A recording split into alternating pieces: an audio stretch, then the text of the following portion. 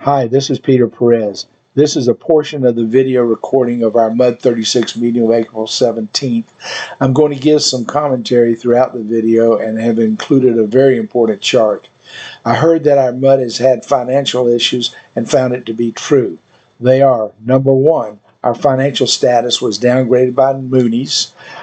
Two, our current cash basis is out of line with most other MUDs. And number three, this issue has built up over many years. I wrote a letter to the board which was entered into the records. Some people didn't like this, but that's okay. Portions of this letter are read into this video. Now let's first start to listen to this section of this meeting. And address that now. First of all, I want to know if you said in your note here to be read into the minutes of March 20th, 2024.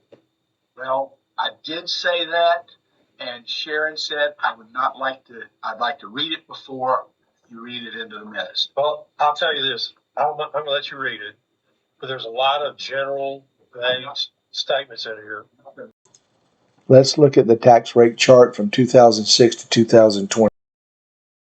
First, the tax reduction started in 2006 and then leveled out in 2012. For some reason, the rate went up in 2014 and 2015, then came back down in 2016. In August 2014, a tax rate of 0.105 was recommended by our financial advisor. The board of directors at the time decided on a tax rate of 0.055. That is a 50% reduction almost, and to increase the commercial and residential sewer rates from $21 to $21.50 respectfully. Later, our financial advisor recommended a 0.055 rate. However, the director made a motion to adopt a rate of 0.035. This passed unanimously. We have a letter to the editor or a letter from. I think we have a pattern here of not listening to our financial advisor. Customer service or something like that. But by the way, I was told by Scott Haynes in a telephone conversation, if they had not lowered these tax rates on the MUD, you would have had a whole new board. So this was done so the board would keep their jobs. About a year ago, that Sharon and Pam, I was at two things happened to make matters worse. They said that John Yours. A bond sale was made in 2020 for automated metering infrastructure. Each MUD had to provide their prorated share of a total cost of about $20 million. MUD 36's share was about $1 million plus. All MUDs had reserves or excess construction funds except for MUD 36. They could not fund the AMI project.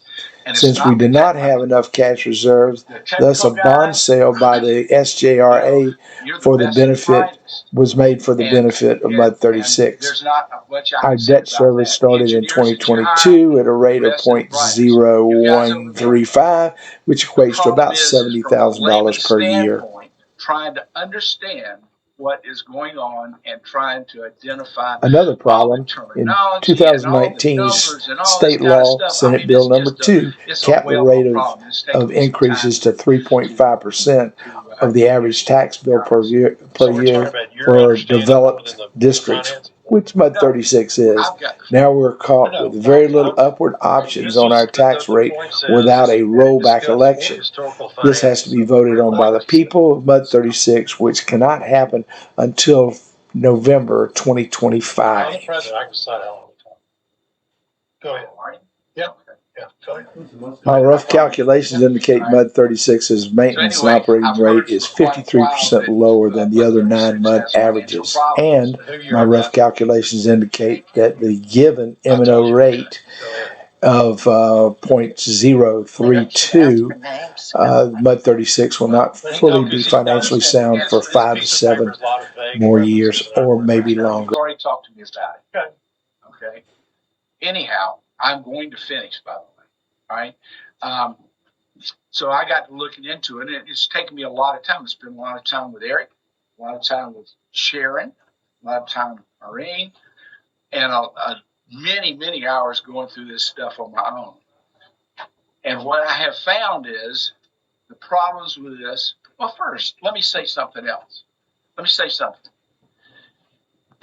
We have a vision statement that we all sort of uphold, right? And a mission statement. The vision is very easy. Give good product and services to our customers. Does anybody ever read the mission statement? Here's the mission statement. It says, manage our water with fiscal integrity, efficient business practices, responsible operations, infrastructure maintenance, community partnership, and environmental stewardship. Okay. That's a lot of stuff there.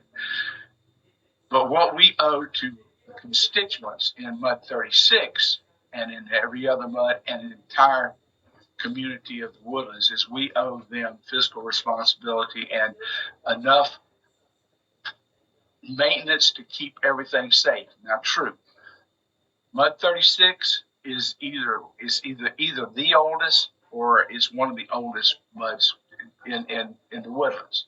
So we're about 50 years old, and that doesn't just include the wastewater plant. It also includes all of our infrastructure, all of our CA pipes, and all. Everybody knows this. We talk about this ad infinitum.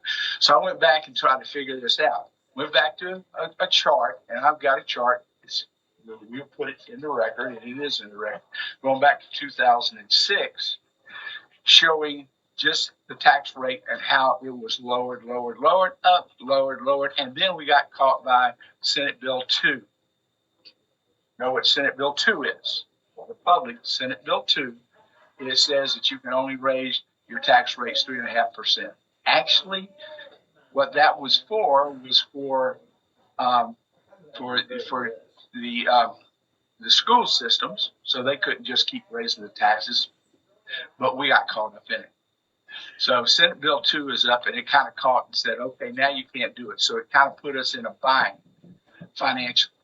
And without going through all of this, and I will read this into the record for myself, but everybody here can read. And you may or may not agree with it, but everything I say in here is fact. Well, okay, Kent, where you say our current cash basis is out of line with other muds. Do you know why it is? Yes. Why? Taxes and no, because we paid off all our bonds. The other muds have debt on their books and large infrastructure.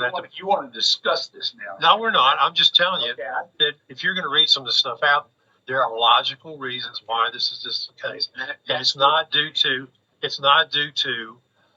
the financial status being bad, and as you say in here, not fully financially sound.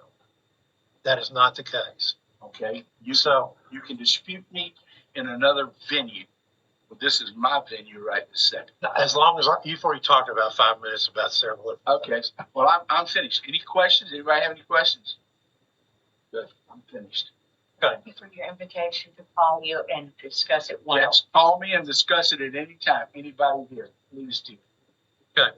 Well, I'm surprised. And that's where we are. I do not pretend to understand why this happened, except for the reason Director Jan Price gave at the end of this video.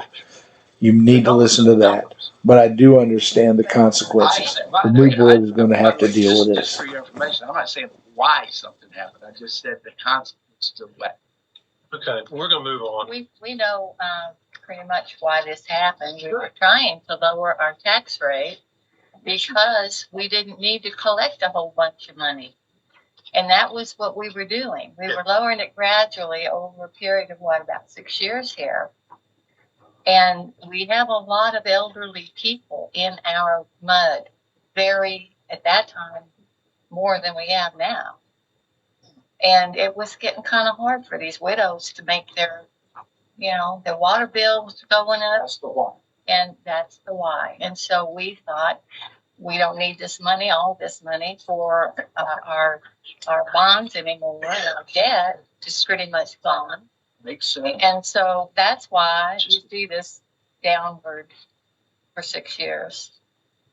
We got down to 3.5 cents, and we had a little discussion over that at the time. And the 0.5 cent is mine. Right. Well, it did, but I'll tell you later. It wasn't anything much. But we've been there pretty much ever since.